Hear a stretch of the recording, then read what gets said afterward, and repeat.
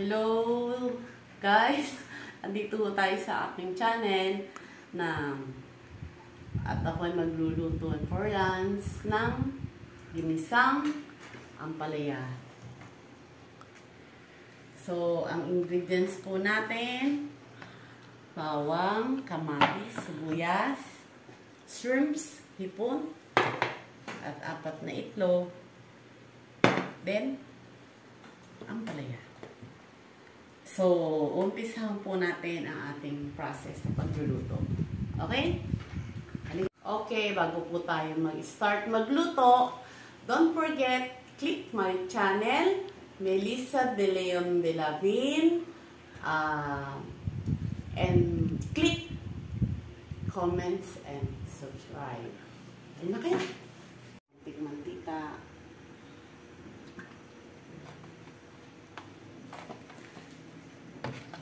This is the first time. This is my first time YouTube. Sana po magustuhan niyo. Ang kawali. Mantika. So, if mainit na, lagyan natin ng bawang. Isayin natin ang konti. Natin yung ako. At kamatis, sabay na natin siya. Medyo haluin po natin ng konti para luto masyado ang kamatis at may aroma para sa ating ilulutuin. Susunod po natin siya. Madali lang po to. Lutong bahay. Request po ni Mr. Cherry de la Vin Vlog.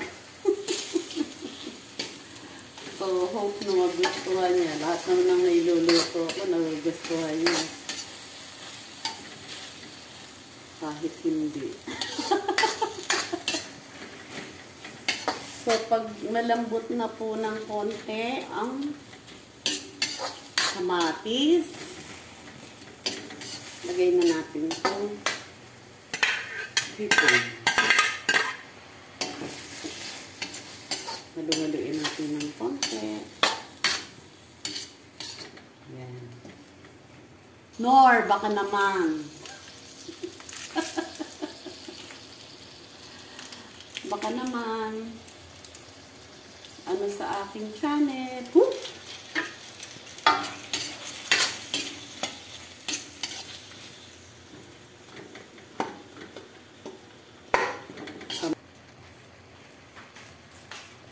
Step.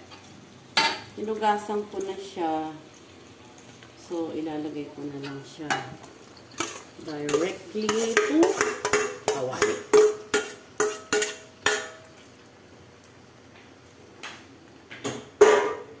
Medyo haluin ng konti. May kasabihan nga, huwag daw haluin. Pero ako haluin kasi meron akong secret na recipe na ingredients para hindi pumait. So, sandali. Lagyan natin ng konting-konting soup. Kalahatin po nito. Hayaan natin kumulo.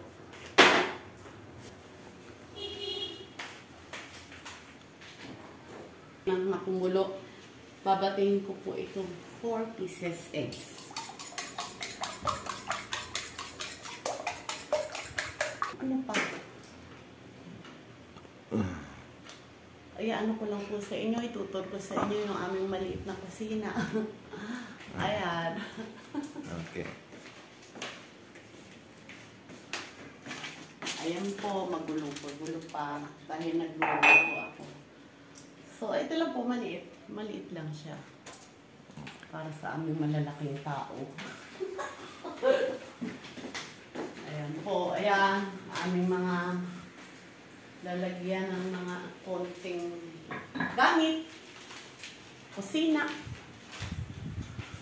So, ito yung dining nyo? ito yung dining na. Siya nga pala, mamaya magpipilito ako ng isda, Yan daw ang partner. Buksan na po natin. Medyo kumukulo na. Oo. Tama-tama lang sa bawah.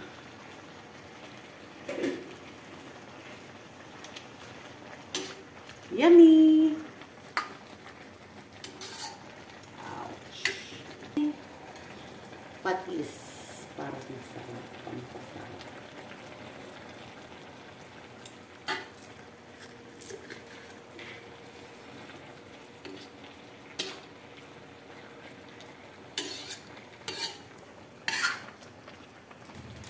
Hello, sasabihin ko na sa inyo kung anong sikreto para hindi mamait. Happy. Kaya kailangan pag luluto kayo, lagi kayong masaya. Para magustuhan ang luto nyo ng inyong asawa. Ayan ang sikreto ko. So, lalagay na natin. So, ilalagay ko na ang happy peanuts. Didikdikin ko po, dinikdik ko po. Tapos, ibubudbud ko natin siya. Ilagay ko po 4 na piraso. Yung maliliit. Paliliit lang naman po siya. Yung halagang 50 piso. Yan. Yan po ang sikreto ko. Para hindi siya mapait. May nag-share lang din po. Kaya isi-share ko sa inyo. So, hayaan po muna natin siya. Then, ilalagay ko na ang itlog. The last ingredients. Kasi, okay na siya. Ilalagay ko lang siya sa paligid. Yan.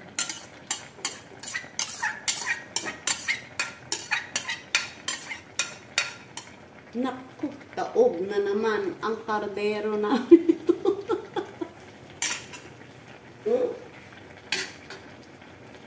Tapos medyo haluin natin para maluto ang itlog. Few minutes, okay na po siya. This is my finished recipes. Okay. Tikman na po natin. Tikiman blues. Yummy.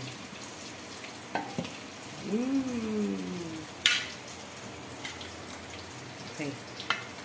Okay na yan. So, ito na po ang finished recipe natin sa ngayon for lunch.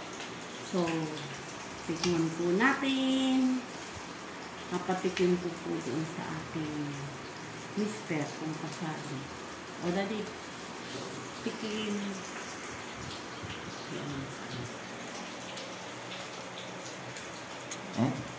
Sarap.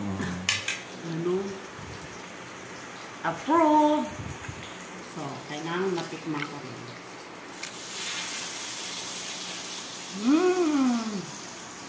Kabuksan niya, walang pait. Meron naman siyang pait, pero mild lang. Magugustuhan din na yung mga anak nyo. Promise. Gawin nyo to. Bye! Thanks for watching!